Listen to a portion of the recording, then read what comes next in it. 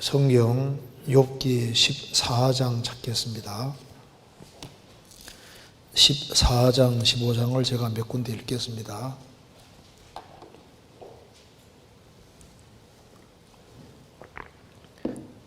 욥기 14장입니다. 1절 여인에게서 난 사람은 사는 날이 적고 괴로움이 가득하며 그 발생함이 꽃과 같아서 쇠하여지고 그림자 같이 신속하여서 머물지 아니하거늘 이와 같은 자를 주께서 눈을 들어 살피시나이까. 나를 주의 앞으로 이끌어서 신문하시나이까. 누가 깨끗한 것을 더러운 것 가운데서 낼 수 있으리이까. 하나도 없나이다. 그 날을 정하셨고 그 달수도 주께 있으므로 그 제한을 정하여 넘어가지 못하게 하셨사온즉 그에게서 눈을 돌이켜 그로 쉬게 하사 품꾼같이 그날을 마치게 하옵소서. 나무는 소망이 있나니 찍힐지라도 다시 움이 나서 연한 가지가 끊이지 아니하며 그 뿌리가 땅에서 늙고 줄기가 흙에서 죽을지라도 물 기운에 움이 돋고 가지가 발하여 새로 심은 것과 같거니와 사람은 죽으면 소멸되나니 그 기운이 끊어진즉 그가 어디 있느뇨. 14절 사람이 죽으면 어찌 다시 살리이까. 나는 나의 싸우는 모든 날 동안을 참고 놓이기를 기다렸겠나이다. 15장 1절입니다. 대만 사람 엘리바스가 대답하여 가로되 7절 내가 제일 처음 난 사람이냐. 산들이 있기 전에 내가 출생하였느냐. 하나님의 모의를 내가 들었느냐. 지혜를 홀로 가졌느냐. 너의 아는 것이 무엇이기로 우리가 알지 못하겠느냐. 너의 깨달은 것이 무엇이기로 우리에게는 없겠느냐. 우리 중에는 머리가 세기도 하고 연로하기도 하여 내 부친보다 나이 많은 자가 있느니라. 17절 내가 네게 보이리니 나를 들으라. 내가 본 것을 설명하리라. 이는 곧 지혜로운 자들이 그 열조에게서 받아 숨기지 아니하고 전해온 것이니라. 20절 그 말에 이르기를 악인은 그 일평생에 고통을 당하며 강포자의 횟수는 작정되었으므로 그 귀에는 놀라운 소리가 들리고 그 형통할 때 멸망시키는 자가 그에게 임하리니 그가 어두운 데서 나오기를 바라지 못하고 칼날의 기다림이 되느니라. 그는 유리하며 식물을 구하여 이르기를 어디 있느냐 하며 흑암한 날이 가까운 줄을 스스로 아느니라. 거기까지입니다. 우리가 욥기를 계속 배우고 있습니다. 근데 읽어보면 참 문장이 어렵죠. 도대체 이게 무슨 말인지 아주 참 복잡하게 되어 있습니다. 그래서 오늘 욥기 14장, 15장을 중심으로 해서 조금 설명을 드려보도록 하겠습니다. 먼저 14장, 15장 내용이 간단한 내용인데 얼른 읽으면 참 말이 어려운데요.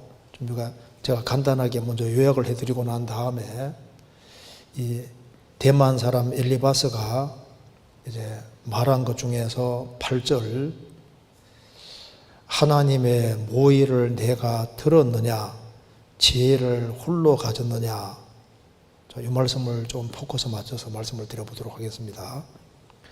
하나님의 모의를 내가 들었느냐. 이걸 오늘 중점으로 살펴보겠는데요. 그걸 말씀하기 전에 왜 이 말을 했는지를 알려면 14장, 15장을 좀 이제 설명을 들어야지 이해가 될 겁니다. 먼저 욥이 이제 계속해서 12장부터 욥이 계속해서 나는 크게 잘못한 거 없다. 그 얘기를 계속 하는 겁니다. 그래서 이제 14장에서도 동일한 패턴으로 이야기를 하고 있습니다. 14장 내용을 요약하면은 이렇게 됩니다. 14장 먼저 4절 보시면은 누가 깨끗한 것을 더러운 것 가운데서 낼 수 있으리까 하나도 없나이다. 사람 중에 아담 자손 중에 누가 깨끗한 것을 더러운 것 가운데서 낼 수 있으리까 하나도 없나이다. 그 더러운 데서는 더러운 것만 나온다고 말입니다.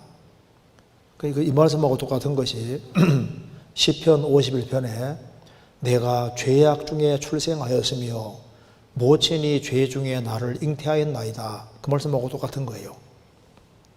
그 사람은 날 때부터 죄인으로 났다 그 말입니다. 그 죄인으로 나서 일생 동안 죄를 짓고 살아가는데 욥은 자신이 이제 이 고통받는 가운데 깨끗한 것을 더러운 가운데서 낼 수 있겠습니까? 하나도 없나이다. 더러운 곳 속에서는 더러운 것만 나오지 않습니까? 그 사람은 정말 죄인으로 났다는 것을 아주 실감하고 있습니다. 그 사람은 이제 아담 안에서 죄 가운데서 죄의 기질을 가지고 태어났다는 사실을 말하면서 이제 죄인으로 나서 이제 생을 살아가는데 인생이 너무 짧다는 것을 얘기를 했습니다. 1절에 여인에게서 난 사람은 사는 날이 적고 그렇죠. 여인에게 우리 태어나지 않습니까? 이제 욥이 말합니다. 여인에게서 난 사람은 사는 날이 적고 그 태어나서 불과 짧은 생을 살다가 결국은 죽는다 그 말입니다. 그러면 사는 날이 적고 그럼 짧은 인생 살아가는 가운데 기쁨보다는 괴로움이 가득하다고 했습니다. 1절에 여인에게서 난 사람은 사는 날이 적고 괴로움이 가득하며 인생은 참 괴로움이 가득하다. 인생은 정말 고통의 연속이라는 것을 이제 고백을 하고 있습니다.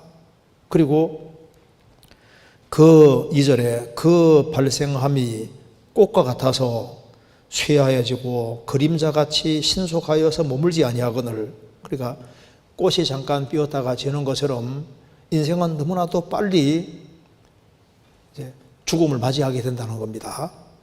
그래서 이 짧은 생을 살아가는 인생인데 하나님께서 그 욥에게 이제 관심을 가지고 있는 것을 얘기를 했습니다. 3절에 이와 같은 자를 주께서 눈을 들어 살피시나이까 나를 주의 앞으로 이끌어서 신문하시나이까. 그래서 하나님이 자신을 주목하고 자기를 향해서 뭔가 계획이 있다는 것을 지금 얘기를 하고 있습니다.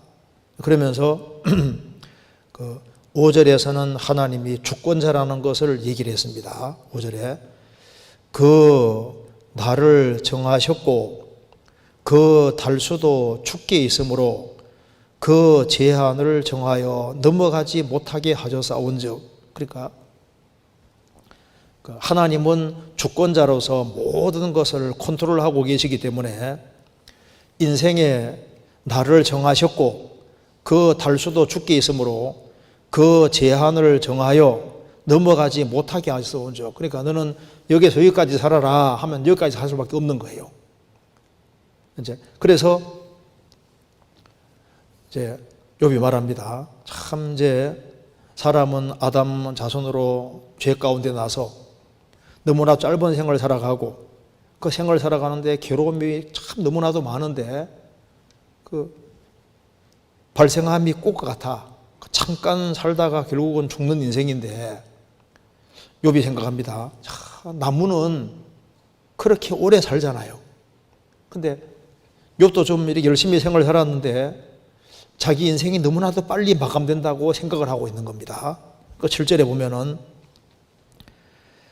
나무는 소망이 있나니 찍힐지라도 다시 움이 나서 연한 가지가 끊이지 아니하며 그 뿌리가 땅에서 늙고 줄기가 흙에서 죽을지라도 물 기운에 움이 돋고 가지가 발하여 새로 심은 것과 같이 같거니와 그러니까 나무는 찍힌 것처럼 보이는 또 삐집고 또 나오지 않습니까?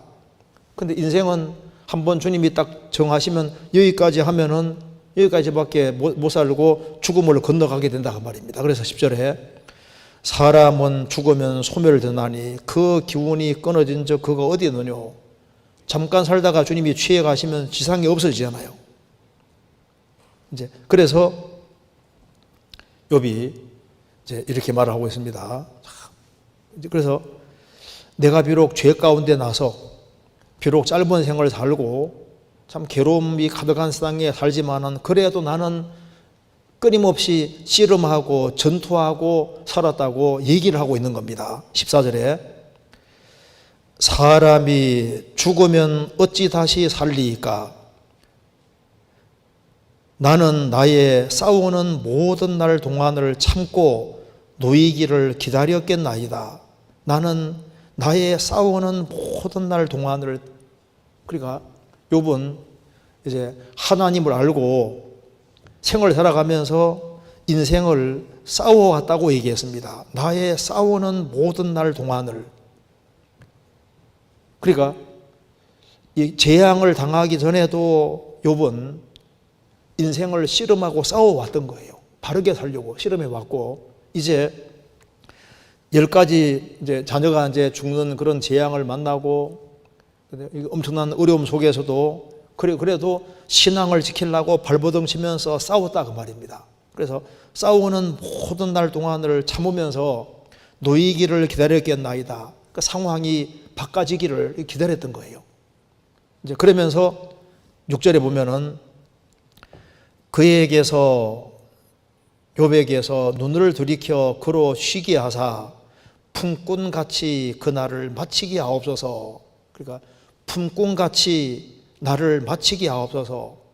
그러니까 품꾼의 날을 딱 마치면은 이제 보상해 주는 것처럼 내가 열심히 싸우고 그리고 이제 바르게 살려고 했고, 이제 품꾼은 이제 열심히 노동하고 수고하잖아요. 그 수고한 것에 대한 대가를 받고 인생을 마치게 해 주십시오. 이렇게 얘기를 한다고 말입니다. 그래서 이 구절을 좀 이해하기 위해서는 여기 14절에 나의 싸우는 모든 날 동안을 그리고 품꾼같이 하옵소서, 이 말을 이해하기 위해서 요거 잠깐 접고 욥기 7장 찾겠습니다.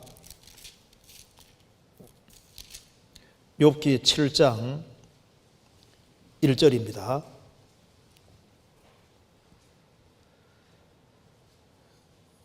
세상에 있는 인생에게 전쟁이 있지 아니하냐? 그 날이 품꾼의 날과 같지 아니하냐? 종은 저물기를 심히 기다리고 품꾼은 그 삭슬을 바라나니. 여기 욥이 말했습니다. 인생에게는 전쟁이 있고 인생의 날은 품꾼의 날과 같지 아니야. 그래서 그 종은 이제 일터에서 고생하는 종은 빨리 이제 이 일이 끝나고 안식하고 쉬기를 바랍니다. 그리고 이제 품꾼은 열심히 수고했으면은 거기에 대한 삭슬을 원하는 것처럼 욥도 지금 인생이 너무너무 힘드니까 영혼에 지금 안식이 없으니까 주님 내게 빨리 안식을 주시고 내가 이 고생하는 모든 수고에 대한 삭슬을 주시기를 간절히 바라는 거예요. 이거하고 맥락이 똑같습니다. 그래서 욥기 14장에서 욥이 말하기를 14장 14절 나는 나의 싸우는 모든 날 동안을 참고, 그러니까 욥은 뭡니까?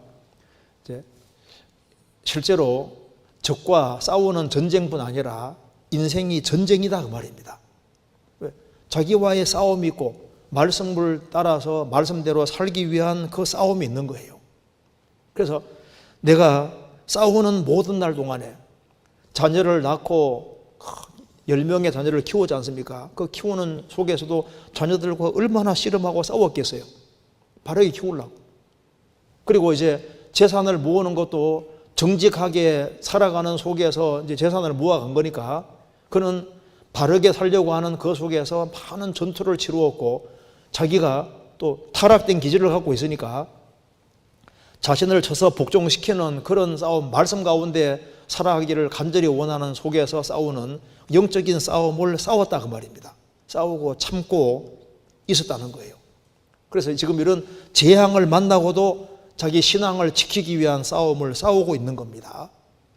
그래서 요번 말합니다. 그래서 6절에 그로 쉬게 하사, 이제 내가 이렇게 너무 고통하고 있는데 이제 주님 내게 안식을 주시고 품꾼같이 그날을 마치게 하옵소서. 무슨 말입니까? 내가 이렇게 고생하고 수고한 것에 대해서 정말 보상해 주시고 내가 보상하는 것을 보고 내 인생의 날을 마치게 해 주십시오. 그리고 14절에 말한 대로 나의 싸우는 모든 날 동안을 참고 놓이기를 기다렸겠나이다. 그래서 참 이게 열심히 싸워왔으니까 이제 하나님이 상황을 참 이렇게 돌이켜 주시고 상황을 딱 역전시켜 주시고 그걸 그렇게 해 주시기를 내가 기다렸습니다 하면서 이제 얘기를 하니까 대만 사람 엘리바스가 욥 얘기를 가만 들어보니까 자기가 그래도 열심히 살았다고 얘기하잖아요. 이 짧은 인생 가운데 나는 그래도 하나님 앞에서 발부둥 치면서 바르게 살려고 노력했다. 나는 이렇게 열심히 싸워왔고 일터에서 일하는 품꾼같이 정말 수고롭게 일하고 수고했다. 그래서 하나님이 내 인생에서 내게 정말 진정한 안식을 주시고 내가 바르게 산 모든 것에 대해서 삭스를 주시고 그리고 이 상황이 나는 이렇게 바꿔지는 걸 지금도 기다립니다. 이렇게 말하니까 새 친구가 공격했는데 여전히 잘못을 인정하지 않는 겁니다. 그래서 엘리바스가 열을 받은 거예요. 그래서 이제 다시 충고를 시작하는 겁니다. 15장 1절에 대만 사람 엘리바스가 대답하여 가로되, 그러니까 이런 아주 엄청난 재앙을 만나고도 무슨 자기 죄를 인정해야 되는데 인정하지 않으니까 그래서 이제 엘리바스가 다시 충고합니다. 7절에 내가 제일 처음 난 사람이냐? 너가 제일 처음 난 사람이고 인생의 경험을 그렇게 많이 해서 모든 걸 다 하냐? 산들이 있기 전에 내가 출생하였었느냐? 그럼 너는 산들이 있기 전에 이 우주 만물이 창조되기 전에 너 있었느냐? 하나님의 모의를 내가 들었느냐? 여기 하나님의 모의가 히브리 말로 소드입니다. 소드, SOD, 소드인데 이게 이제 비밀 회의를 말하는 겁니다. 너 하나님의 비밀 회의에 참여해서 네가 들었느냐? 지혜를 홀로 가졌느냐? 너는 그럼 지금 얘기하는 거 들어보니까 우리가 모르는 뭐 특별한 걸 아는 것처럼 얘기를 하는데 너 그럼 하나님의 비밀 회의라도 참여해서 하나님이 하나님끼리 하는 얘기를 하나님이 하시는 얘기를 네가 직접 듣기라도 했느냐? 이렇게 말하는 겁니다. 그러면서 7, 9절에 너의 아는 것이 무엇이기로 우리가 알지 못하겠느냐? 너의 깨달은 것이 무엇이기로 우리에게는 없겠느냐? 너 아는 거 우리도 안다. 그리고 10절에 우리 중에는 머리가 세기도 하고 연로하기도 하고 하여 내 부친보다 나이 많은 자가 있느니라. 우리에게 너보다 나이도 많고 경험도 많은 사람들이 있는데 그런 사람들이 하는 얘기 못 들었느냐? 그 얘기 요약하면 이런 얘기가 아니냐? 17절에 내가 내게 보이리니 나를 들어라. 내가 본 것을 설명하리라. 이는 곧 지혜로운 자들이 거열죄에게 받아서 숨기지 아니하고 전해온 것이라. 이거는 대대로 전해오는 아주 지혜로운 자들이 한 얘기고 이건 틀림없는 얘기다. 그 핵심 요약은 20절이다 하는 겁니다. 그 말에 이르기를 악인은 그 일평생에 고통을 당하며 강포한 자의 해수는 작정되었으므로 그 귀에는 놀라운 소리가 들리고 그 형통할 때 멸망시키는 자가 그에게 임하리니 그가 어두운 데서 나오기를 바라지 못하고 칼날의 기다림이 되느니라. 그러니까 악인은 일평생에 고통을 당하고 강포한 자는 해수가 작정되었기 때문에 때가 되면은 그대로 하나님의 심판이 임하게 되는 거다. 그래서 너는 악인이고 죄를 지었기 때문에 이런 아주 엄청난 재앙을 만난 거다. 이렇게 어마어마한 재앙을 만나는데 죄 없이 이런 재앙을 만나는 일은 있을 수 없다고 우리 열조가 가르치지 않았느냐. 그러니 지금 너보다 나이가 많은 사람도 많고 너 이렇게 한꺼번에 10명의 자녀가 죽고 재산이 다 날아가고 몸 전체가 병들었는데 그럼에도 불구하고 죄를 범하지 않았는데 이런 일을 당한다는 일은 이럴 수가 없는 거다. 우리 열조에 대대로 배워온 얘기고 이건 뭐 죄를 범한 사람이 잘 나가다가도 그런 아주 엄청난 일을 당하는 거니까. 그러니까 너는 분명히 또 죄를 지은 거다. 그래서 죄를 인정하지 않으니까 그러면은 네 새로운 계시라도 받았다는 얘기냐? 너가 지금 우리가 지금 살아온 모든 패턴 속에서 대대로 들어온 얘기가 바로 이건데 바르게 행하는 사람이 욕과 같이 그런 엄청난 재앙을 당하는 일은 없다. 그런데 만일 바르게 살아가는 사람이 이런 엄청난 재앙을 당할 수 있다면은 그거는 완전히 예외적인 얘기인데 그러면 하나님이 그렇게라도 한다는 얘기냐?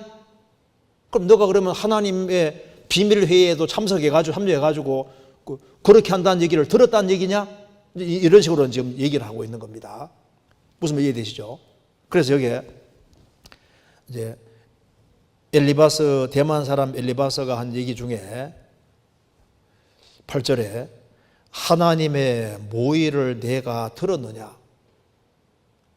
그러니까 죄를 크게 범한 것이 아님에도 불구하고 이런 엄청난 재앙을 만난다는 건 있을 수가 없는 얘기인데 너는 여전히 이제 그걸 주장하고 있으니까 너는 우리가 지금까지 경험한 것과 전혀 다른 얘기를 하고 있는 거니까 그럼 하나님이 특별히 욥이라는 사람에게는 이런 식으로 해서 어떤 하나님이 어떤 일을 하려고 계획하는 일이 있었다는 얘기인데 그러면 하나님이 그렇게 계획하는 것을 네가 듣기라도 했냐? 이렇게 지금 말하고 있는 겁니다. 그래서 하나님의 모의를 내가 들었었느냐? 지혜를 홀로 가졌느냐? 근데 이제 이 말씀 속에 아주 중요한 의미가 들어있는 겁니다. 내가 하나님의 비밀 회의에 참여해서 그럼 듣기라도 했다는 얘기냐? 이렇게 얘기하지 않습니까? 실제로 하나님의 비밀 회의가 있고 그 비밀 회의를 듣는 사람들이 있는 거예요. 그리고 여기에 내가 하나님의 모의를 들었느냐 했을 때 이 모의라는 단어가 욥기에 똑같이 쓰이는 곳이 있습니다. 한번 찾아보시겠습니다. 욥기 29장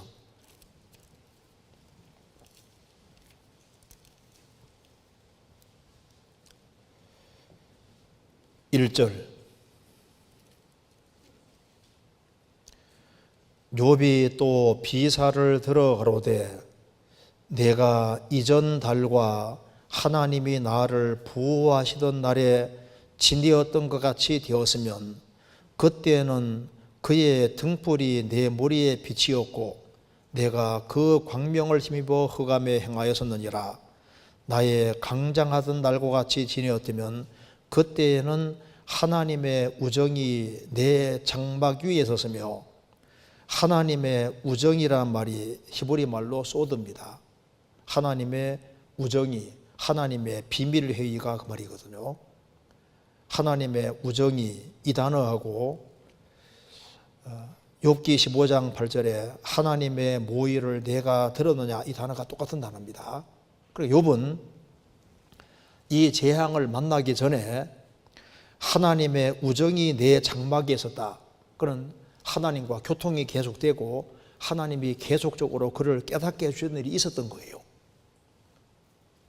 그러니까 여기 이제 하나님의 우정이 내 장막에 있었으며 우정이란 말이 히브리 말로 소드인데요. 또 한 군데 써보시겠습니다. 거기에 잠언 3장 찾겠습니다.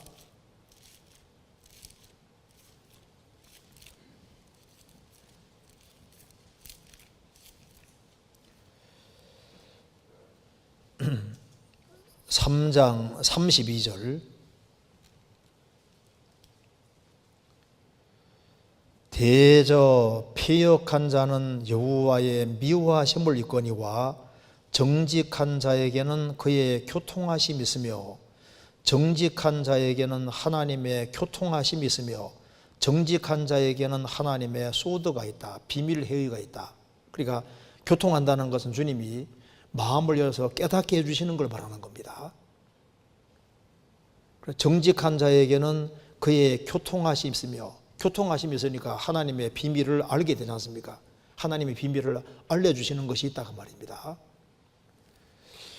시편 25편 찾겠습니다. 이것도 똑같은 단어입니다. 시편 25편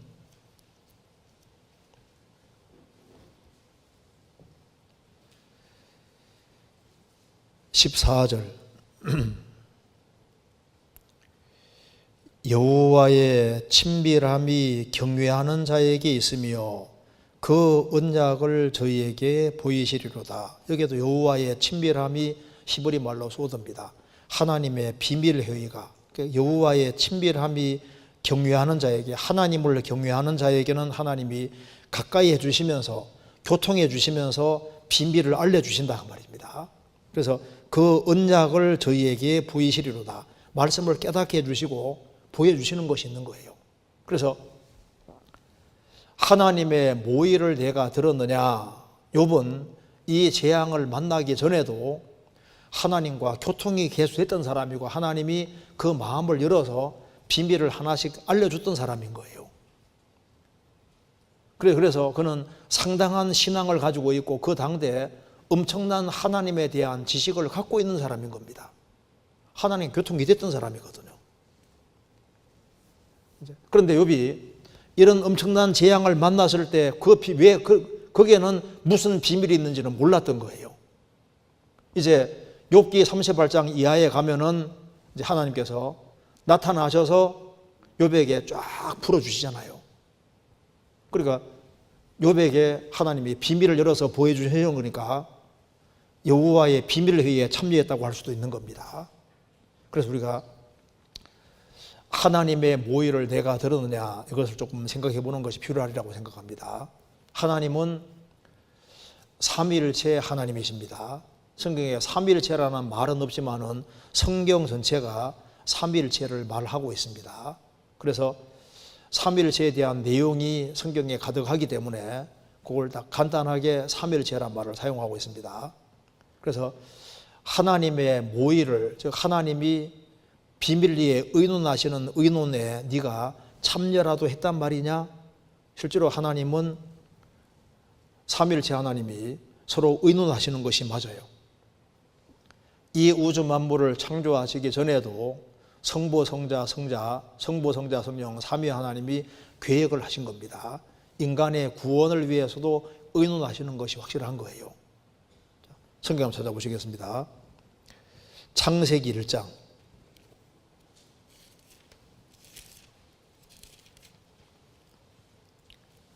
1장 26절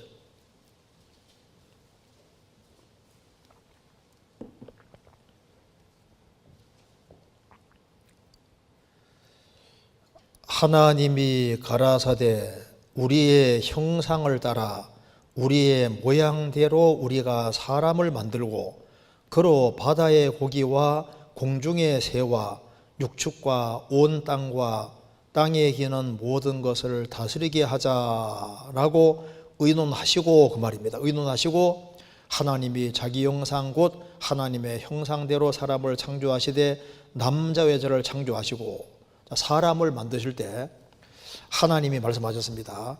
우리의 형상을 따라 복수로 나가죠. 성부, 성자, 성령입니다. 하나님이 가라사대 우리의 형상을 따라 우리의 모양대로 우리가 사람을 만들고 그로 사람으로 바다의 고기와 공중의 새와 육축과 온 땅과 땅에 기는 모든 것을 다스리게 하자라고 의논하시고 인간을 만들었다 그 말입니다. 그러니까 하나님의 모의, 비밀회의, 인간을 이렇게 특별히 하나님 형상을 따라 만들자 이렇게 삼위 하나님이 의논하고 만드신 거예요. 창세기 3장입니다. 아담 하와가 죄를 짓고 난 이후에도 또 의논한 것이 나와 있습니다. 3장 21절. 여호와 하나님이 가라사대 보라 이 사람이 선악을 아는 일에 우리 중에 하나같이 되었으니 그가 그 손을 들어 생명나무 실과도 따먹고 영생할까 하노라 하시고 하나님께서 생명과를 먹지 못하게 딱 막았습니다. 그러니까 이 사람 아담이 선악을 아는데 우리 중 하나같이 되었으니, 우리 중 하나같이 됐다는 것은 성부, 성자, 성령. 하나님은 선악을 알지만은 완전히 자신을 통제할 수 있잖아요. 인간은 선악을 알므로 인해 가지고 불행에 떨어지게 되는 겁니다. 그로 그 손을 들어서 생명나무의 실과도 따먹고 영생할까 하노라 하시고, 그래서 의논하시고 이제 못 먹게 딱 막은 거예요. 그러니까 삼위 하나님이 계속 의논하신 것이 나옵니다. 바벨탑 사건 때도 마찬가지입니다. 창세기 11장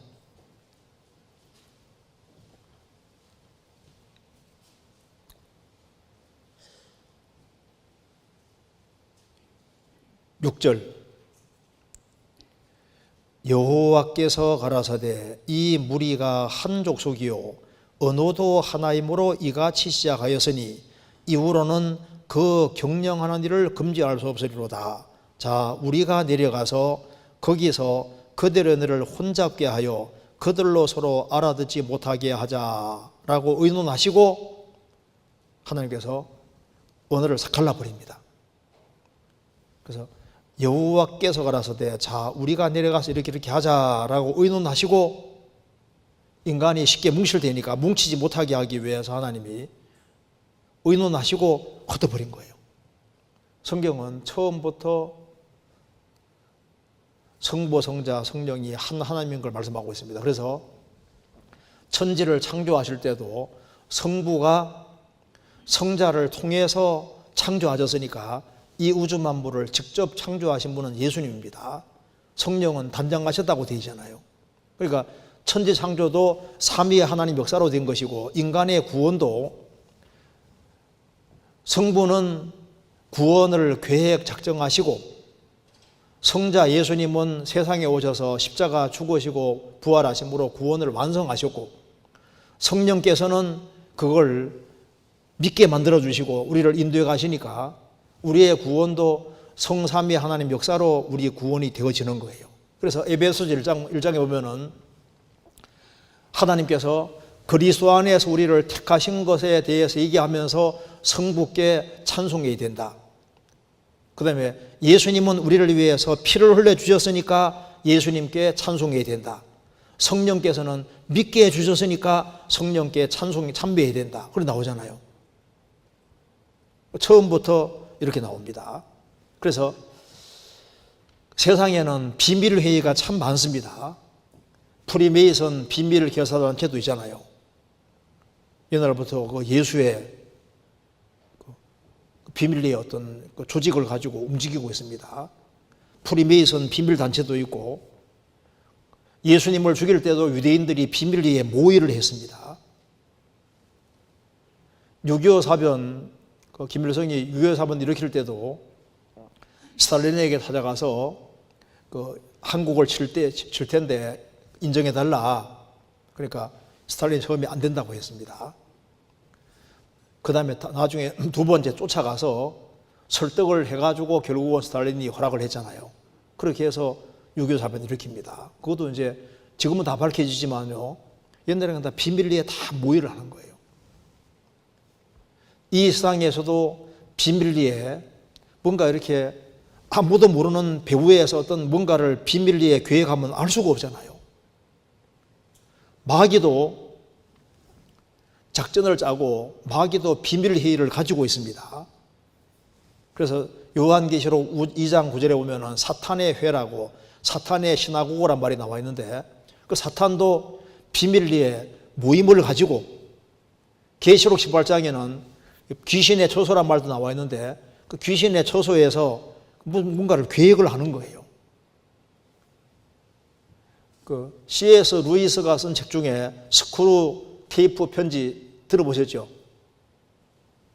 그 스크루 테이프라는 그것이 이제 마귀인데 서열이 굉장히 높은 마귀 중에 하나입니다. 그 마귀 중에 하나가 자기보다 더 쫄병에 속하는 이제 마귀에게 이제 인간을 타락시킬 때 이렇게 타락시키라고 하면서 31개의 편지를 쫙 써주잖아요.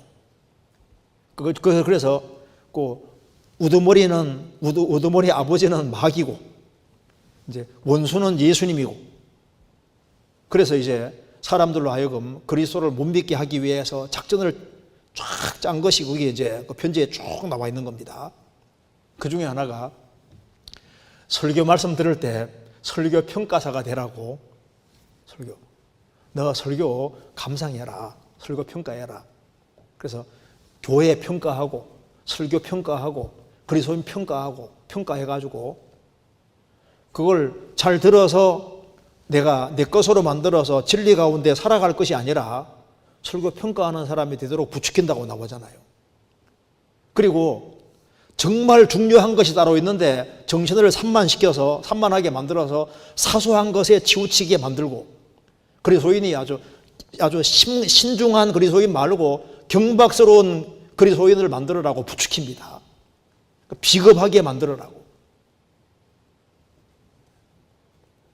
그래서 마귀도 비밀리에 계속 모의를 하면서 뭔가 안 좋은 그 목적을 위해서 계속 모여서 비밀리에 뭘 하고 있는데 그게 이제 비밀회에 들어갈 수가 없잖아요.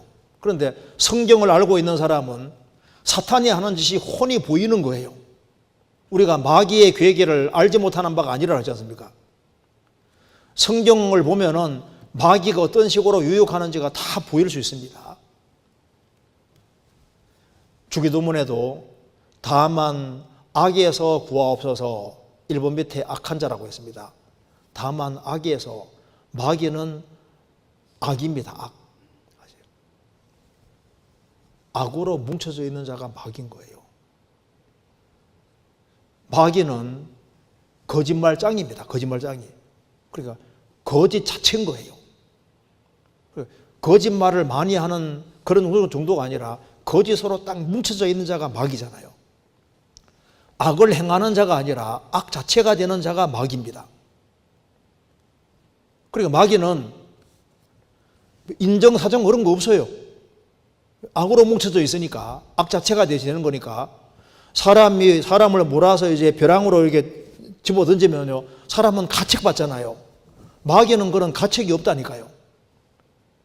악 자체가 되는, 악 자체.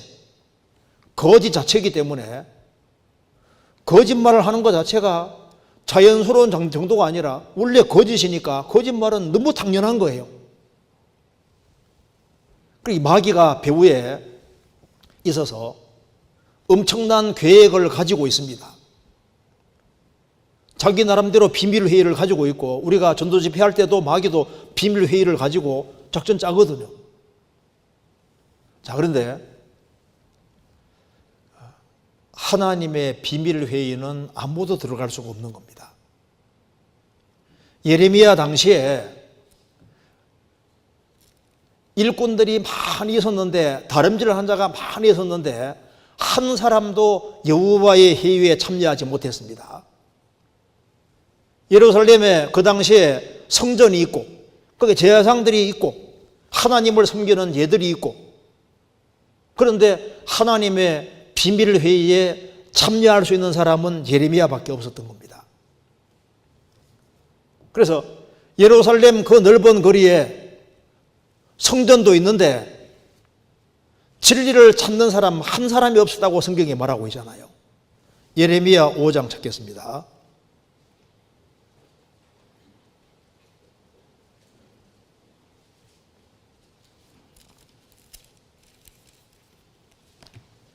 (5장 1절)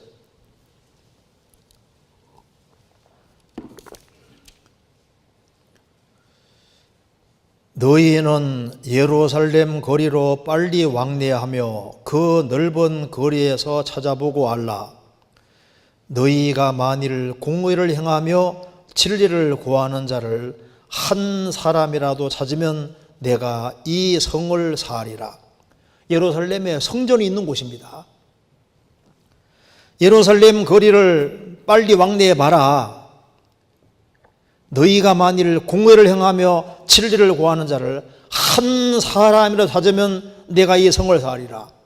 예레미야 당시에 한 사람이 없었다 그 말입니다. 하나 넘겨보시겠습니다. 30절.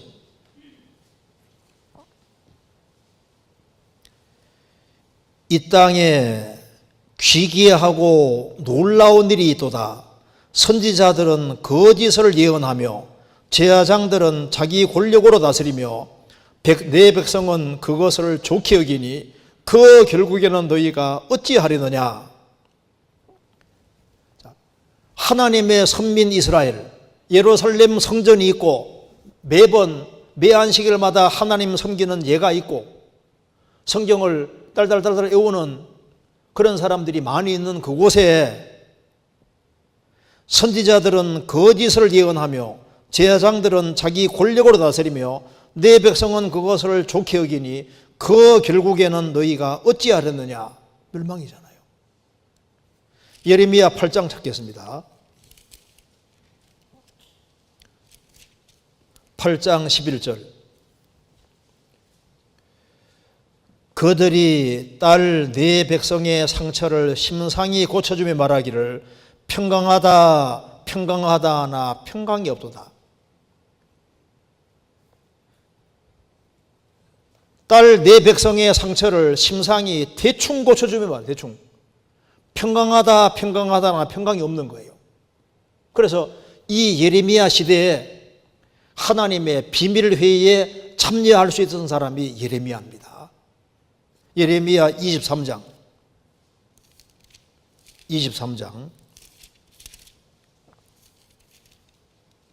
16절.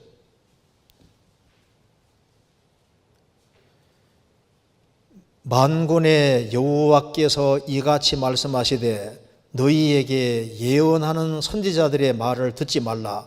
그들은 너희에게 헛된 것을 가르치나니 그들의 말한 묵시는 자기 마음으로 말미암은 것이요 여호와의 입에서 나온 것이 아니니라. 항상 그들이 나를 멸시하는 자들에게 자에게 이르기를 너희가 평안하리라 여호와의 말씀이니라 하며 또 자기 마음에 강팍한 대로 행하는 모든 사람에게 이르기를 재앙이 너희에게 임하지 아니하리라 하였느니라. 누가 여호와의 회의, 바로 여호와의 모입니다. 비밀회의입니다. 소드입니다. 누가 여호와의 회의에 참여하여 그 말을 알아들었으며 누가 귀를 기울여 그 말을 들었느냐. 보라, 나 여호와의 노가 발하여 폭풍과 회오리 바람처럼 악인의 머리를 칠 것이라. 나 여호와의 노는 내 마음에 뜻하는 바를 행하여 이루기까지는 쉬지 아니하나니 너희가 말일에 그것을 완전히 깨달으리라. 이 선지자들은 내가 보내지 아니하여서도 다름질하며 내가 그들에게 이르지 아니하여서도 예언하였은즉 그들이 만일 나의 회의에 쏟습니다. 나의 회의에 참여하였다면 내 백성에게 내 말을 들려서 그들로 악한 길과 악한 행위에서 돌이키게 하였으리라. 여호와의 회의에 참여했다면 내 말을 들렸을 것이다. 정말 회개하고 확실한 신앙을 가지게 만들어줬을 것이다. 그런데 심상이 대충 고쳐주며 말하기를 평강하다. 예레미야 당시에 이랬던 겁니다. 그러니까 예레미야 당시에 여호와의 회의에 참여해서 하나님 말씀을 정확히 알아들은 사람이 예레미야고, 예레미야가 말한 그 말씀을 들어야 되는데, 하나님 말씀을 들어야 되는데 이스라엘 민족은 안 들어서 결국은 바벨론 포로로 잡혀가게 되잖아요. 미가 선지자 당시에, 아합 당시에 참 선지자는 미가 선지자입니다. 미가야 선지자. 그래서 이제 아합 왕이 이제 아람과 전쟁하려고 합니다. 근데 여호사밧이 우리가 여호와의 선지자에게 물어봐야 될 것이 아니냐. 그런데 여기 아세라 선지자 400명이 있거든요. 400명에게 물으니까 하나같이 다 이스라엘 민족은 이제 아합 왕은 전쟁에서 이길 겁니다. 아니 그거 말고 여호와의 선지자에게 물어보자. 근데 미가야 선지자는 내게 안 좋은 얘기만 한다고 그런 소리 하지 마십시오. 그래서 이제 미가야 선지자가 왔습니다. 미가야 선지자는 여호와의 회의에 참여해서 아합 왕의 운명을 정확히 보고 얘기를 했습니다. 그러니까 400명 선지자 다 거짓이었고 미가야 선지자만 진짜 선지자였던 거예요. 그는 여호와의 회의에 참여할 수 있었고 하나님 뜻을 정확히 보고 얘기할 수 있었던 겁니다. 성경 열왕기상 22장.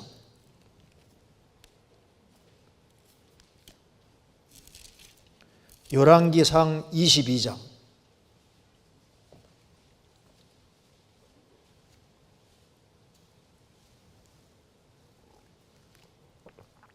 19절.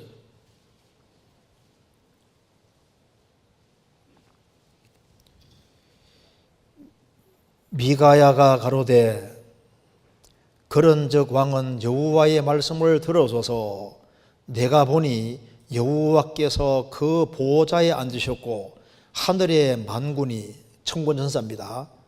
만군이 그 좌우편에 모시고 섰는데 여호와께서 말씀하시기를 누가 아합을 꾀어 저로 길라 라못에 올라가서 죽게 할고 하시니 하나는 이렇게 하겠다 하고 하나는 저렇게 하겠다고 하였는데 한 영이 사탄입니다.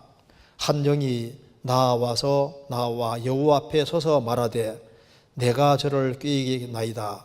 여호와께서 저에게 이르시되 어떻게 하겠느냐. 가로되 내가 나가서 거짓말하는 영이 되어 모든 선자의 입에 있겠나이다. 여호와께서 가라사대 너는 꾀이겠고 또 이루리라. 나가서 그리하라 하셨은즉 이제 여호와께서 거짓말하는 영을 왕의 이 모든 선자 입에 넣으셨고 또 여호와께서 왕에게 대하여 화를 말씀하셨나이다. 욥기 1장에도 보면은 욥 당시에 사탄이 하나님 앞에 올라갈 수 있었잖아요. 이 당시에도 올라올 수 있었던 겁니다. 그런데 이걸 누가 봤냐 하면은 미가의 선지자는 딱 보는 거예요. 거짓 선지자들은 못 봤습니다. 이사야 당시에도 이사야 1장을 딱 펴면은 하늘이여 들으라 땅이여 귀를 기울이라 하면서 이스라엘이 타락을 보여주고 있습니다. 그래서 매번 이스라엘 민족이 절기 때 모이고 월삭에 모이고 안식일마다 모이고 모임을 하는데 하나님께서 너는 너희들은 내 마당만 밟을 뿐이니라. 헛된 재물을 다시 가져오지 마라. 그들은 열심히 했지만은 주님 볼 때는 헛되게 하고 있는데 모르는 거예요. 그런데 이사야 선지자는 주의 목소리를 들었습니다. 주의 목소리. 이사야 6장 보시겠습니다.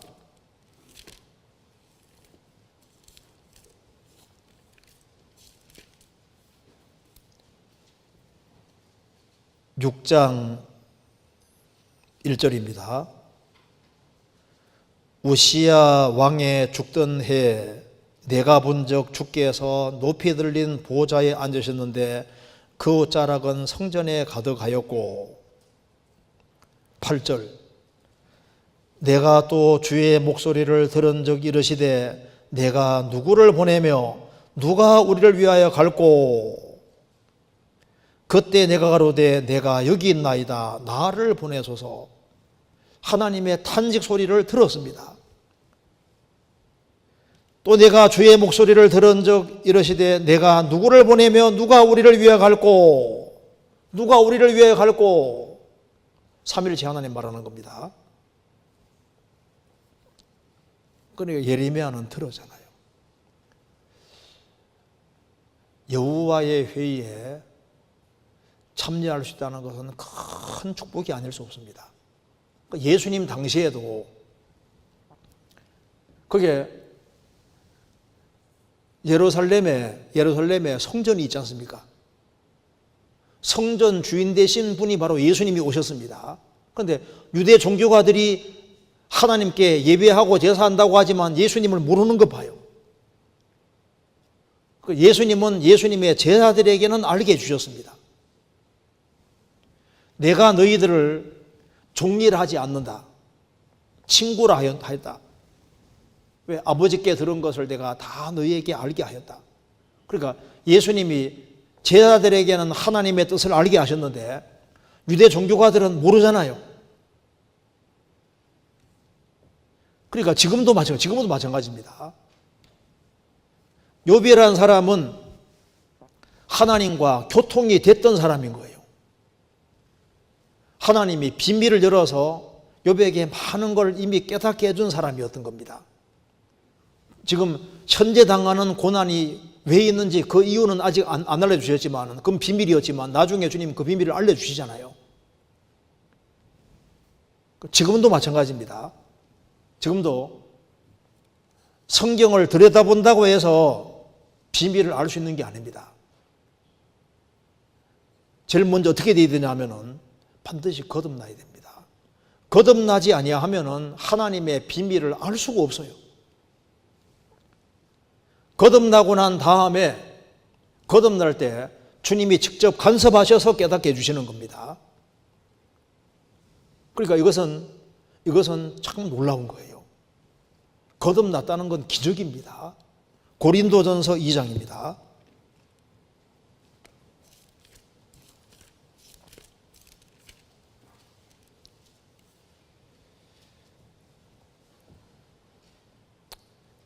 (2장 11절입니다)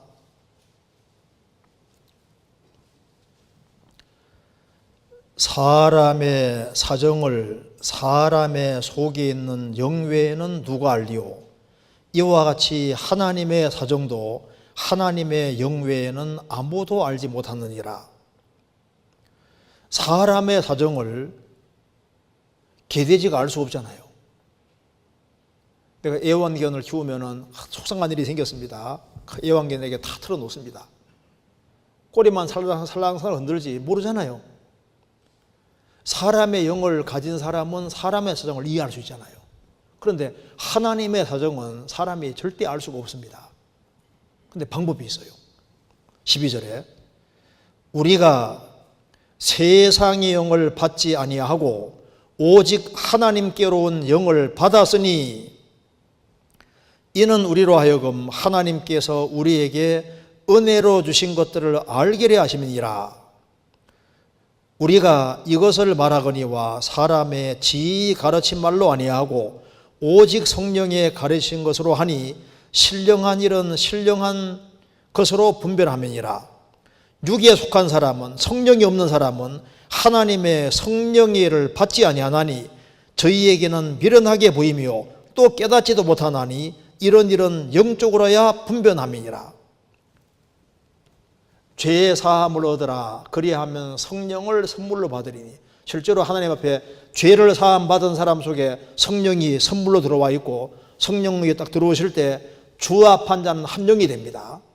로마서 8장에 말한 대로 성령이 친히 우리 영으로 더불어 우리가 하나님의 자녀인 것을 증거하셨나니, 성령이 친히 우리 영으로 더불어 우리 영과 함께 우리가 하나님 자녀인 걸 증거한다. 그래서 주의 영이 내 속에 들어와서 조합한 자는 한 영이 됐지 않습니까? 그래서 성령이 딱 들어오시면은 그때부터 하나님 은혜가 깨달아지고, 성령은 진리의 영이니까 성경이 진리니까 성경의 진리가 하나씩 하나씩 열리게 되는 거예요. 그런데 육에 속한 사람은, 성령이 없는 사람은 하나님의 성령의 일을 받지 않는다. 저희에게는 미련하게 보이며 또 깨닫지도 못하나니 이런 일은 영적으로야 분별함이니라. 그래서 성령을 받은 사람은 세월이 지나가면서 이렇게 하나님이 비밀을 하나씩 알려주시기 때문에, 그래서 비밀을 하나씩 알아가는 것 자체가 뭡니까? 이게 여호와의 회의에 참여하는 것이 되는 거고, 하나님이 도와주셔야만 그 깨달아져 가는 거예요. 성경에 많은 비밀들이 있는데 그 성경의 비밀들을 알아갈 수 있는 길이 일단 복음부터 깨우쳐야 됩니다. 복음 안 깨우치면은 천하 없어도 성경 속에 들어갈 수가 없어요. 신학 박사가 성경을 잘하는 게 아닙니다. 하나님 자녀가 된 사람, 성령을 받은 사람이 성경을 잘할 수 있는 거예요. 아버지가 편지를 보냈는데 글자를 삐뚤삐뚤하게 썼다 합시다. 친구가 그 편지를 딱 뺏어가지고 뭐 이게 이런 게 있어.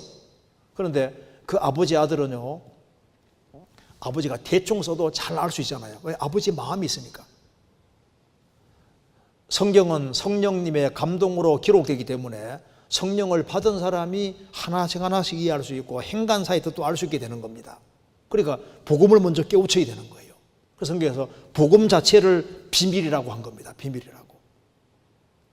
그래서 어떤 사람은 수십 번 복음 들어도 못 깨닫잖아요. 왜냐하면 하나님이 안 도와주면 복음이 안 믿어져요. 이 복음이 영혼 속에 안 깨우쳐지는 겁니다. 성경 한번 찾아보시겠습니다. 에베소서 6장.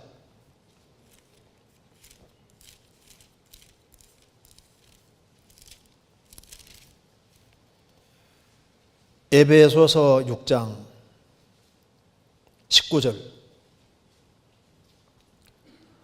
또 나를 위하여 구할 것은 내게 말씀을 주사 나로 입을 벌려 복음의 비밀을 담대히 알리게 하옵소서 할 것이니, 복음의 비밀을 담대히 알리게 하옵소서.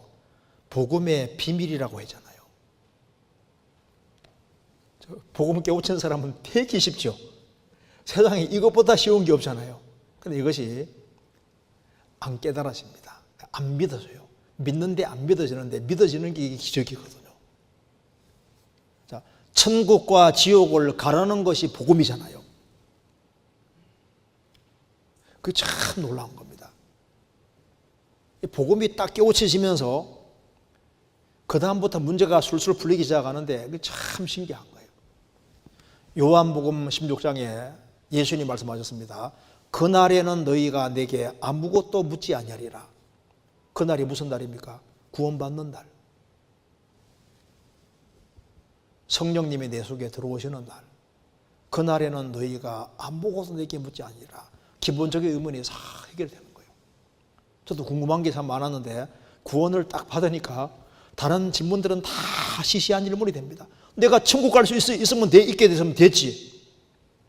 내 죄짐을 다 벗고 천국 가게 됐으면 됐지. 그거 생각하니까 다른 질문들은 다 사소한 질문으로 바뀌어지고, 그래서 그날에는 너희가 아무것도 내게 묻지 아니라 묻고 싶은 게 없어지는 거예요. 기본적인 것이. 십자가의 도가 멸망하는 자들에게는 미련한 것이요 구원을 얻는 우리에게는 하나님의 능력이라. 십자가의 도는 구원받은 사람에게는 이게 능력입니다. 능력. 그래서 복음의 비밀을 알리게 하옵소서. 많은 사람에게는 지옥도 비밀입니다. 지옥이 있는지도 몰라요. 지옥 갈 사람이 천국 갈 수 있는 길은 딱 하나밖에 없는 겁니다. 복음밖에 없는 거예요. 복음. 사람이 다시 한번 태어나는 것도 복음밖에 없습니다. 그리스도 안에 1만 스승이 있으되 아비는 많지 아니하니 그리스도 예수 안에서 복음으로서 내가 너희를 낳았음이니라. 사람이 태어나는 길은 고린도전서 4장에 말한 대로 복음으로 사람이 태어나는 겁니다. 그래서 지옥을 벗어나는 유일한 길도 복음이고 천국 갈 수 있는 유일한 길도 복음이고 죄짐을 벗는 것도 복음이고 그리고 거듭나는 길도 딱 복음으로만 거듭나잖아요. 복음을 딱 깨닫고 나면은 불신자의 운명이 보입니다. 복음을 배척하고 살면은 그 사람이 아무리 유명하고 아무리 많은 걸 이룩했다 할지라도 그들은 영원한 멸망이라는 것이 보이잖아요. 성경을 제 아무리 많이 안다 할지라도 예수님 모르면은 하나님에 대해서 캄캄한 사람입니다. 왜? 그리스도가 하나님의 비밀이라고 되어 있잖아요. 골로새서 1장에 말한 대로 만물은 그로 말미암고 예수님으로 말미암아 창조되었고 그를 위하여 창조되었고 예수님을 위해 창조됐기 때문에 이 우주 만물의 존재 목적이 예수님인 거예요. 그래서 예수님을 모르면은 인생 빵점입니다. 백백일은 수학적으로 99일지라도 인생에서는 백백일은 제로입니다. 모든 것을 다 갖추고 있습니다. 온갖 것을 소유하고 있고, 가장 많은 가장 좋은 학벌을 가지고 있고, 미남이다가 온갖 좋은 걸 다 가지고 있다 할지라도 예수님 없으면은 인생 무조건 제로인 거예요. 딱 죽음 건너가는 순간에 제로가 되는 겁니다. 내가 제로를 할지라도 아무것도 없다 할지라도 예수님을 소유했으면은 다 가진 거예요. 왜? 인생 목적이 예수님이니까. 성경의 주제도 예수님입니다. 성경을 푸는 키도 예수님을 집어넣으면 성경이 다 풀리게 되어 있는 거예요. 그렇잖아요. 그런데 예수님에 대해서는 알아도 예수님을 정말 아냐 그 말입니다. 영생은 곧 유일하신 참 하나님과 그의 보내신 자 예수 그리스도에 대해서가 아니라 예수 그리스도를 아는 것이니이다. 간접적으로 아는 것이 아니라 예수 그리스도를 직접 아는 걸 말하는 겁니다. 주님이 나를 알고 내가 주님을 알고 개인적으로 직접 인격적으로 진짜 아는 거 진짜. 아담과 하와가 동침함에 히브리에는 아담과 하와가 알았음입니다. 부부가 개인적으로 직접 아는 것처럼 영생은 하나님과 그 예수님을 진짜 아는 거예요. 그분하고 나와 무슨 관계가 있는지를 확실하게 아는 것이 영생이지 않습니까? 주님 피공로하고 나하고 무슨 관계가 있는지 정말 연결이 딱 돼야 되는 겁니다. 그리고 구원을 확실히 받은 사람은 저도 생각합니다. 야, 내가 어쩌다가 구원을 받았는지, 구원 하나 받았으면 이건 충분하다 그 말입니다. 내가 세상에서 무슨 고생을 하더라도 고생 아니다 그 말입니다. 영원한 파멸에서 건진 받았고 천국까지 가게 됐고 하나님 아들 됐는데 이거면 충분하지 다른 것이 뭐가 필요하냐 그 말입니다. 그래서 구원을 받았다는 사람이 저 구원 안 받은 세상 사람을 부러워하고 하면요, 저 사람이 도대체 제대로 믿고 있는 사람일까? 구원이 그 정도일까? 그거 아니잖아요. 내 인생을 완전히 바꿔놓은 것이 복음인데 이 복음이 이론이 아니라 실제라면은 내가 초라하게 살아도 복음 하나만 넉넉한 거예요.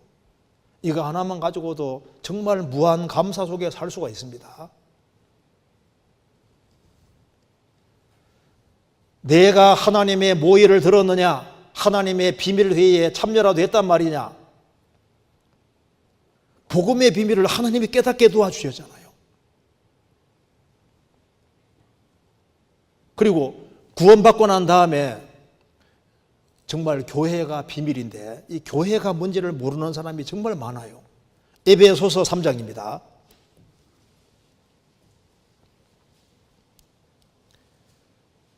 3장 1절 이러함으로 그리스도 예수의 일로 너희 이방을 위하여 갇힌 자 된 나 바울은 너희를 위하여 내게 주신 하나님의 은혜의 경륜을 너희가 들었을 터이라. 곧 계시로 내게 비밀을 알게 하신 것은 내가 이미 대강 기록한 것 같으니 이것을 읽으면 그리스도의 비밀을 내가 깨달은 것을 너희가 알 수 있으리라. 이제 그의 거룩한 사도들과 선지자들에게 성령으로 나타내신 것 같이 다른 세대에서는 사람의 아들들에게 알게 하지 아니하셨나니 이는 이방인들이 복음으로 말미암아 그리스도 예수 안에서 함께 후사가 되고 함께 지체가 되고 함께 약속에 참여하는 자가 됨이니라.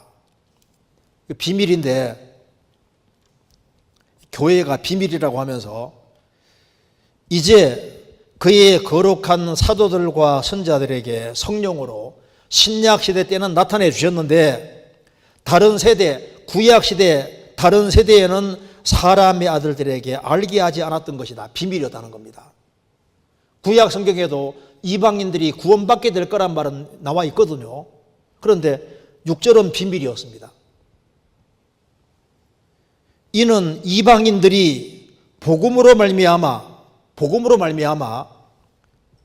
그리스도 예수 안에서 함께 공동 후사가 되고 함께 지체가 되고 함께 약속에 참여하자는 됩니다. 그러니까 교회라는 것은 제3의 단체인데 유대인 이방인 차별이 전혀 없이 유대인이든 이방이든 관계없이 똑같이 하나님 아들 되고 똑같이 상속자가 되고 똑같이 지체가 되고 동일한 축복을 똑같이 받는 이런 구약 성경에 전혀 계시된 바가 없다 그 말입니다.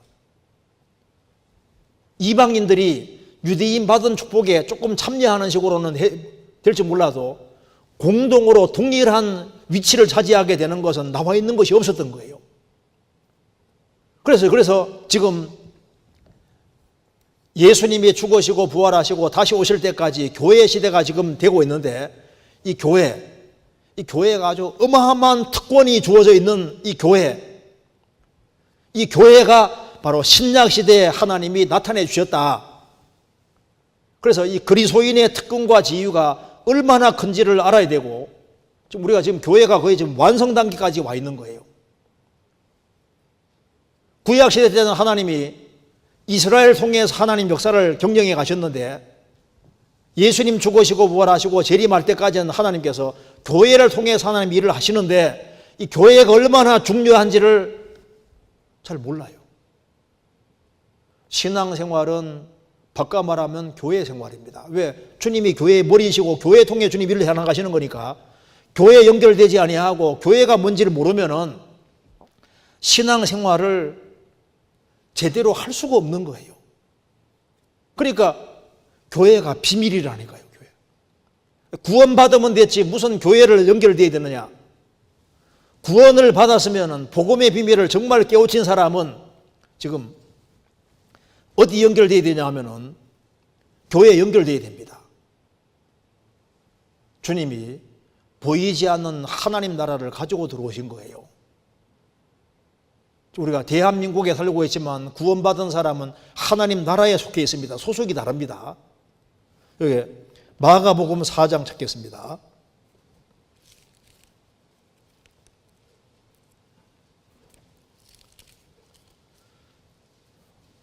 4장 11절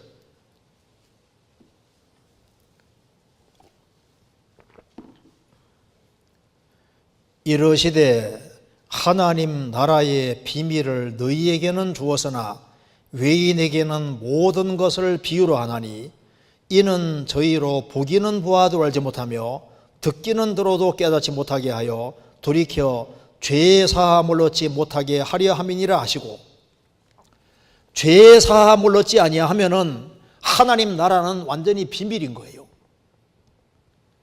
마태복음 12장에 사탄의 나라가 있고 예수님은 하나님 나라를 가지고 오셨습니다. 이 사탄이 통치하는 세계 속에 예수님이 하나님 나라를 가지고 오셨는데 어떻게 하나님 나라 속에 들어오고 확장이 되느냐? 죄를 사함 받을 때 사탄의 나라, 어둠의 권세에서 벗어나서 하나님 나라에 들어와 있는 거예요. 그래서 지구상에 많은 나라가 있지만 사실은 두 나라밖에 없는 겁니다. 사탄의 나라, 하나님 나라. 나는 지금 하나님 나라 소속이라는 걸 알아야 되는 거예요. 지금 두 나라가 있다는 거 봐야 되거든요. 그리고 어떻게 나라가 확장되어 가느냐? 한 사람이 구원받을 때 나라가 임한 겁니다. 나라 임하 없이며 베드로전서 2장과 계시록 1장과 5장에 보면은 한 사람이 구원을 받을 때 그 구원받은 사람을 나라라고 했습니다. 한 사람 한 사람이 구원받으면은 하나님 나라가 확장되어 가는데 그러니까 죄를 사함 받을 때 그 사람 속에 성령이 들어오시고 주님이 통치하시니까 나라가 임하는 거예요. 그 하나님 나라가 확장이 되고 그 나라가 완성되면 주님이 오시는 겁니다. 그리고 이제 복음이 다 전해지고 이방인의 충만한 수가 차면은 유대인들이 구원받게 된다는 것도 비밀이라고 했지 않습니까? 성경 로마서 11장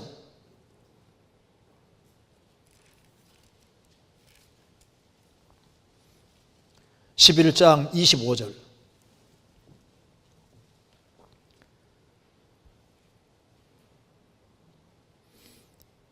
형제들아 너희가 스스로 지이따함을 면키 위하여 이 비밀을 너희가 모르기를 내가 원치 아니하노니 이 비밀은 이방인의 충만한 수가 들어오기까지 이스라엘에 들어는 완악하게 된 것이라. 그리하여 온 이스라엘이 구원을 얻으리라. 이게 비밀이라는 겁니다. 유대인들이 언제까지 완고하고 악해서 안 믿느냐? 이방인의 충만한 수가 들어오기까지고, 이방인의 충만한 수가 들어오면은 그리하여 온 이스라엘이 민족적으로 구원받는 일이 벌어지잖아요. 그러니까 이스라엘 민족이 이스라엘 땅에 돌아간 것은 앞으로 환난 속에서 마지막으로 구원받을 기회를 부여받기 위해서 회복되는데, 성경 모르는 사람은 이스라엘 민족이 왜 회복되는지를 모르는 거예요. 유대인들의 마음이 지금 풀려가고 있는데 그 풀려가는 이유를 모르는 겁니다. 그러니까 성경을 안 보면은 이스라엘이 회복된 지 지금 세월이 상당히 지났습니다. 이방인의 충만한 수는 작아고, 이방인들은 강팍하게 바뀌어가고, 유대인들은 마음이 풀려가고, 이제 앞으로 유대인들에게 마지막으로 구원받을 기회가 주어진다는 것이 이게 비밀이다 그 말입니다. 유대인들의 완악함이 풀려가는 이것이 여기에 비밀이 들어있는 거예요. 그리고 이제 구원받는 일이 딱 끝나면은 어느 날 갑자기 정말 휴고가 있는데 이게 비밀이라고 말했습니다. 고린도전서 15장. 고린도전서 15장 51절. 15장 51절. 제가 읽겠습니다. 보라, 내가 너희에게 비밀을 말하노니 우리가 다 잠잘 것이 아니요 마지막 나팔의 순식간에 혼련이 다 변화하리니 나팔 소리가 나매 죽은 자들이 썩지 아니할 것에 살고 우리도 변화하리라. 이 썩을 것이 불갑을 썩지 아니할 것을 입겠고 이 죽을 것이 죽지 아니함을 입으리로다.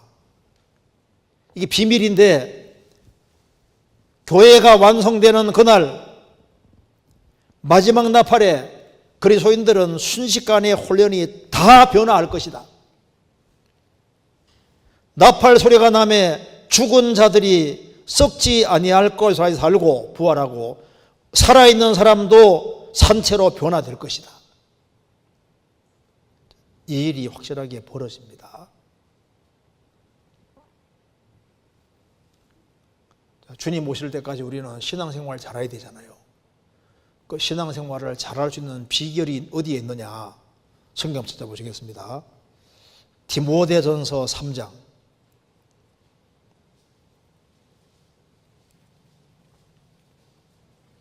15절.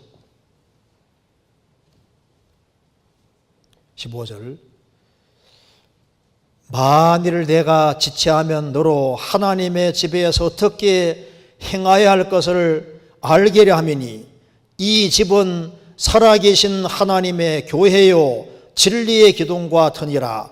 크도다 경건의 비밀이요 그렇지 않다는 이 없도다. 그는 육신으로 나타난 바 되시고 영으로 어렵담 입으시고 하심을 입으시고 천사들에게 보이시고 만국에 전파되시고 세상에서 믿음 받으시고 영광 가운데서 올려졌음이니라.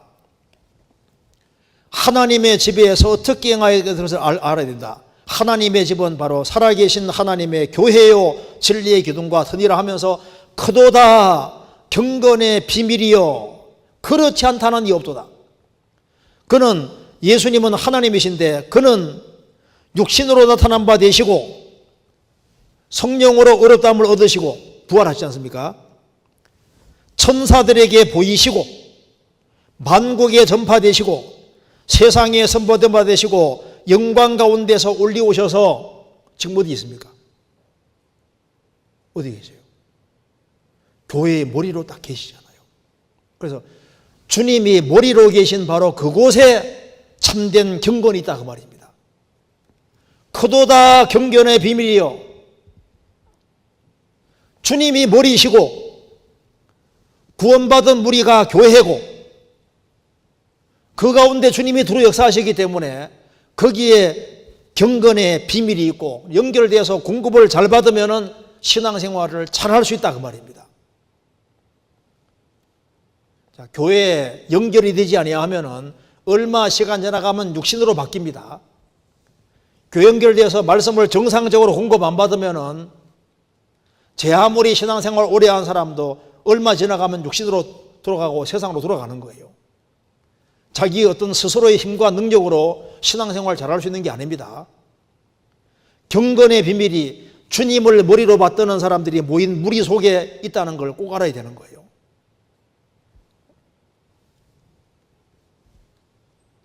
자, 요번 여호와의 회의, 하나님께서 하나님의 모의 거기에 참여하게끔 해주신 사람입니다. 그래서 하나님의 우정이 내게 있었다. 그래서 하나님이 계속적으로 이렇게 그가 신앙생활을 정말 바르게 하려고 했기 때문에 욥기 읽어보면 욥이 하나님에 대해서 너무 많이 알지 않습니까? 계속 주님이 깨닫게 도와주셨던 거예요.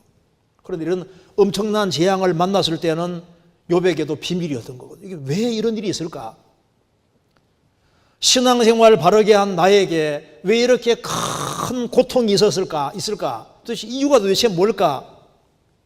그래서 욥은 생각하기를 이건 단련일 거다. 그래서 나의 가는 길을 오직 그가 하시나니 그가 나를 단련하신 후에는 내가 정금같이 나오리라. 분명히 단련이다. 그러면 도대체 단련으로만 목적이겠느냐? 뭔가 분명히 계획이 있을 텐데 그 비밀이었거든요. 나중에 하나님이 욥에게 나타나셔서 쫙 이제 말씀해 주셨고 욥은 나중에 주님이 열어주시잖아요. 사실은 욥기 기록하게 해주려고 사실 그렇게 한 거다. 욥기를 기록하게 하려고 했다는 사실을 욥은 그 당시에 욥에게는 비밀이었던 거예요. 그잖아요. 하나님은 하나님이 하시는 일을 다 알려주는 것이 아니고 하나님께서 적절한 때가 되면 하나씩 열어주시는 겁니다. 그러니까 하나님은 스스로 숨어 계시는 하나님이신 거예요. 이사야 45장입니다.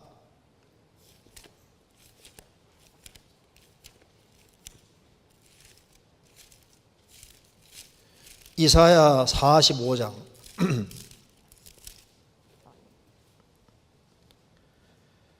14절 구원자 이스라엘의 하나님이여 진실로 주는 스스로 숨어 계시는 하나님이시니이다. 구원자 이스라엘의 하나님이여 진실로 주는 스스로 숨어 계시는 하나님이시니이다. 인간이 무서워서 숨어 계신 것이 아니고 아무에게 다시 나타내 주시는 분이 아니다 그 말입니다. 스스로 숨어 계시는 분이신데 누구에게 나타내 주시느냐? 간절하게 찾는 사람에게 하나님이 나타내 보이시고 알게 해주시는 거예요. 하나님은 스스로 숨어 계십니다. 그리고 누가 찾는지를 보시고 정말 찾는 사람, 정말 진리를 구하는 사람, 그런 사람에게 하나님께서는 이제 이것을 하나님께서 뜻과 계획을 보여주시고 깨닫게 도와주시는 거예요.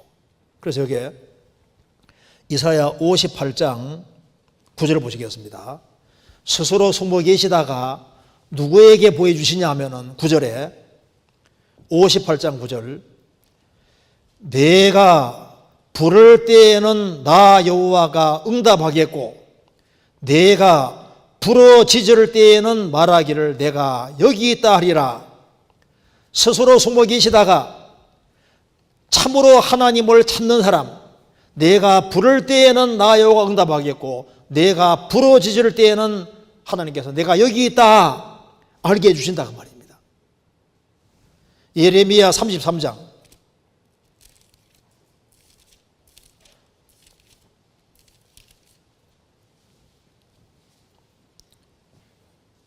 3절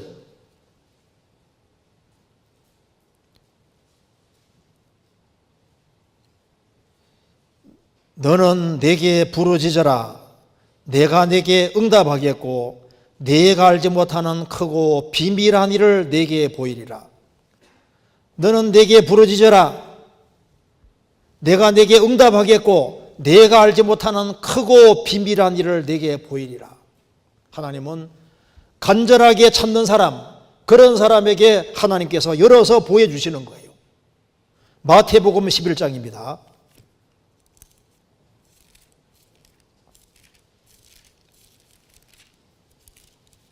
11장 25절.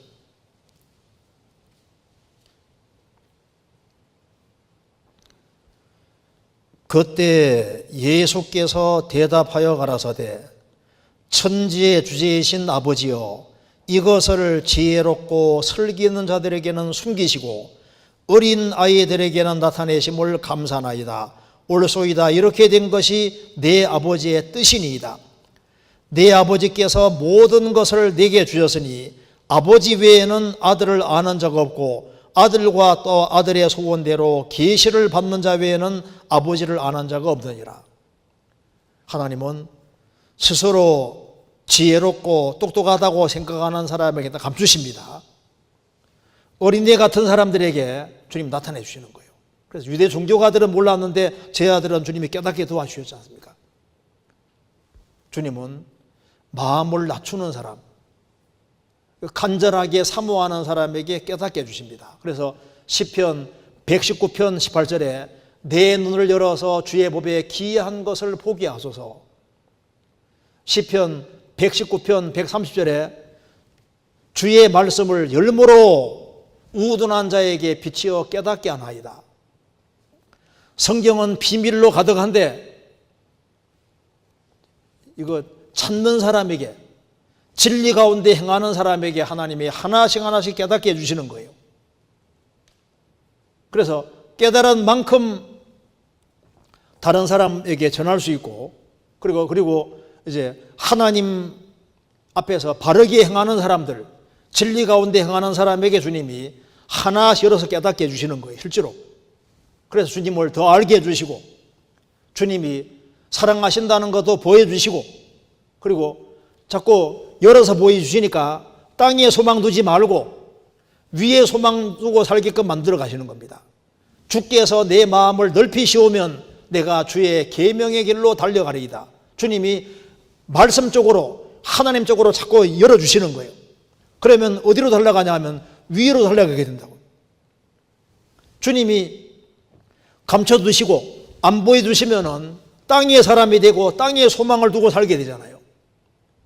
주님이 열어서 보여주시면 어디에 소망을 두고 살아야 될지를 알게 되고 어디에다 인생을 투자해야 될지를 알게 되는 겁니다. 내가 하나님의 모의를 들었느냐? 욥은 하나님께로부터 직접 우정이 함께하고 하나님의 친밀함이 함께하고 교통함이 함께해서 하나님을 계속적으로 알아온 것이 있었기 때문에, 그렇기 때문에 이런 큰 시련도 잘 견딜 수가 있었던 겁니다. 우리도 마찬가지인 거예요. 우리도 구원받고 난 다음에 우리가 모르는 것이 아직 너무나도 많습니다. 그런데 전심으로 간절한 마음으로 진리 가운데 행하기를 갈망하는 사람들, 그런 사람들이 교회에 연결되고 하나님께서 교회로 말미암아 하나님의 비밀을, 각종 비밀을 알게 해주시는 거예요. 이게 성경은 호도 동산 같습니다. 호도 깨기 어렵잖아요. 성경이 어려워요. 어디서 배우냐면 교회 안에서 주님께서 비밀 나타내시기 때문에 교회 안에서 배워야 되는 겁니다. 성경 에베소서 3장입니다.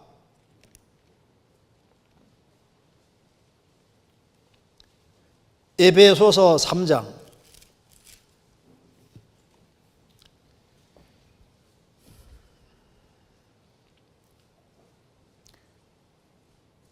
9절. 영원부터 만물을 창조하신 하나님 속에 감추었던 비밀의 경륜이었다는 것을 드러내려 하려 하심이라. 이는 이제 교회로 말미암아 하늘에서 정사와 권세들에게 하나님의 각종 지혜를 알게 하려 하심이니, 여기에 이제 교회로 말미암아 하늘에 있는 정사와 권세들, 천사들도 하나님의 각종 지혜를 알게 된다.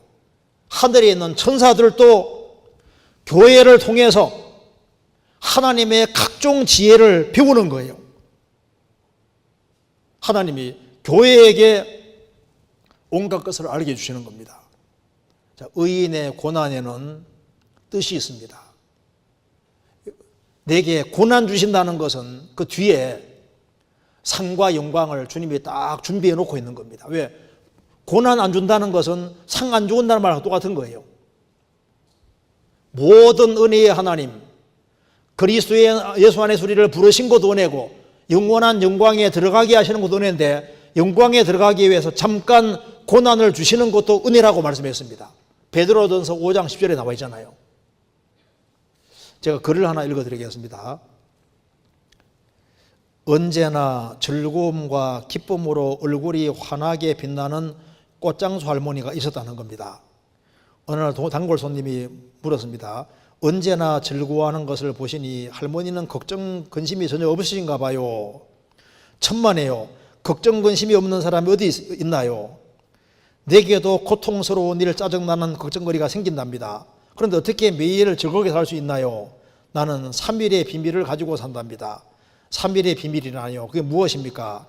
3일의 비밀이란 문제가 생길 때마다 하나님께 그 문제를 해결하시도록 맡겨버리고 조용히 3일을 기다리는 것이라고. 예수님이 무덤에서 3일 만에 부활하신 것처럼 그 문제가 해결되는데 3일이면 족하다오.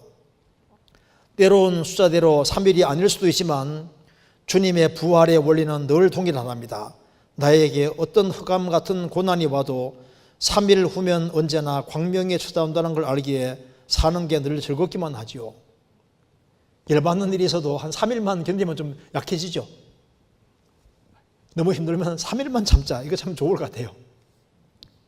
어쨌든 간에 사람들은 나름대로 어떤 어려움을 당할 때 어려움을 이겨나가는 나름대로 비밀 같은 걸 가지고 있습니다. 그런데 구원 안 받은 사람은 정말 못 깨닫는 거예요.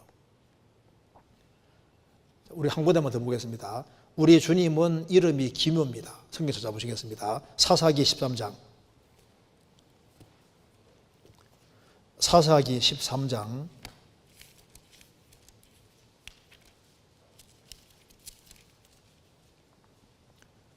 18절.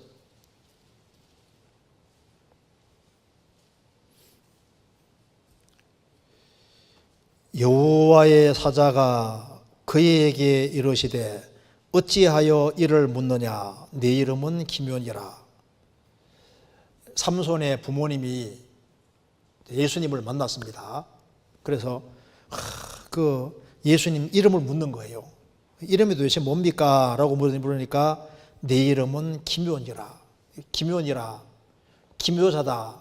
이게 이제 번역이 크게 두 가지로 가능한데, 하나는 원더풀이다. 놀라운 분이다. 또 하나는 시크릿, 비밀이다. 그 말입니다. 그러니까 내 이름은 기묘니라. 내 이름은 비밀이다. 그리고 놀라운 분이다. 그러니까 주님은 비밀에 쌓여있는 분이다. 그 말입니다. 신비에 쌓여있는 분이고 인간이 다 헤아릴 수 없는 너무나도 놀라운 분이고 비밀에 쌓여있는 분이기 때문에 그 주님의 비밀을 알아가고 주님을 더 알아가는 길은 하나님이 열어주셔야만 가능한데, 그건 우리가 구원도 간절히 사모할 때 구원을 받은 것처럼 구원받은 이후에 신앙생활 잘하는 것도 간절하게 사모하는 마음이 있을 때 되는 겁니다. 우리가 또 살아가는 가운데 아직까지 궁금한 질문들이 많잖아요. 우리가 모르는 게 많습니다. 우리가 이제는 부분적으로 알지만은 그때는 주께서 나를 아신 것 같이 온전히 알리라. 고린도 전서 13장에 말씀한 대로 우리가 지금은 우리가 당하는 고통과 고난의 이유를 다 알 수 없습니다. 그렇지만은 주님 앞에 섰을 때는 저 천국에서는 비밀이 없습니다. 저 천국에서는 모든 것이 다 밝혀지게 될 겁니다. 그래서 제가 마지막으로 코넬리오스라는 사람이 그 시를 쓴 거 마지막으로 잠깐 읽어드리겠습니다. 간단한 것만 읽어보겠습니다. 맥스웰 코넬리우스 D.L. 무디의 친구이기도 한데요. 제가 읽겠습니다. 지금은 아니지만 그때가 되면, 저 위에 서게 되면 그 말입니다. 우리가 더 좋은 나라에 들어가게 되면 우리는 우리가 흘린 눈물의 의미를 알게 되리라. 그리고 그때 그곳에서 모든 것을 깨닫게 되리라. 우리는 알게 되리니 그 많은 계획들을 이루기 위해서 왜 태양이 아닌 구름이 필요했었는지, 우리 인생에 목구름이 끼었다는 겁니다. 왜 두려움이 시작되었을 때 노래가 거쳐졌는지를, 그때 우리는 그곳에서 모든 걸 깨닫게 되리라. 왜 우리가 가장 바라는 것들이 우리의 갈급한 손들을 그렇게 해서 비껴가야 했는지, 왜 소망이 깨어지고 성들이 무너지는지, 그때 위에 올라가면 우리는 모든 것을 깨닫게 되리라. 하나님은 그 길을 알고 계시며 열쇠를 가지고 계셔서, 그래서 실수하지 않는 손으로 우리를 인도하시네. 눈물 없는 눈을 갖게 될 때 우리는 알게 되리라. 바로 그곳, 그 위에서 우리는 모든 것을 깨닫게 되리라. 저 위에 서게 되면은 다 깨닫게 될 겁니다. 욥이라는 사람도 자신이 당하는 고난 이유를 몰랐지만은 끝까지 참고 견디니까 주님이 때가 되니까 이유를 알게 해주시잖아요. 저 천국에서 욥은 확실히 알 겁니다. 야, 하나님 나 통해서 멋진 일을 하셨네요. 그래서 본교에서는 내가 나하고 관련된 걸 계속 얘기를 안 해요. 뭐 저 위에서 다 볼지도 있을지도 모르잖아요. 욥기가 쓰여져서 역사 속에서 얼마나 많은 사람이 유익을 받았습니까? 그런 놀라운 일을 하나님이 하시는데 욥은 몰랐던 거예요. 비밀이었던 거예요. 우리 인생도 마찬가지입니다. 우리가 무슨 일을 하는지 모르잖아요. 우리가 교회 안에서 봉사하는 것이 너무 작은데 이게 얼마나 중요한 일인지를 우리 모를 수 있습니다. 우리가 지금 이번에 그 해외 구제 연금도 우리 수원 식구들 많이 했거든요. 저도 깜짝 놀랐어요. 근데 그것이 해외 그 성도들에게, 어려운 성도들에게 쓰여서 나중에 어떤 결과가 나왔는지 우리가 어떻게 알겠습니까? 우리가 행하는 조그마한 헌금들, 조그마한 선행들, 그런 우리가 생각하는 그 작은 것들인지 모르지만은 저 위에 가보면요, 그게 얼마나 엄청난 일인지를 나중에 알게 될 겁니다. 우리가 지금 궁금하게 생각하는 모든 것들을 저 위에 가면 다 풀리게 될 겁니다. 하나님의 모의를 내가 들었느냐? 우리에게도 지금 하나님의 비밀 회의가 있는 거예요. 그리고 하나님이 지금도 우리에게 비밀을 계속 알려주고 있습니다. 우리는 주님 앞에 갈 때까지 비밀을 알아가다가 저 위에 설 때 모든 것을 다 알게 될 겁니다. 같이 기도하시겠습니다.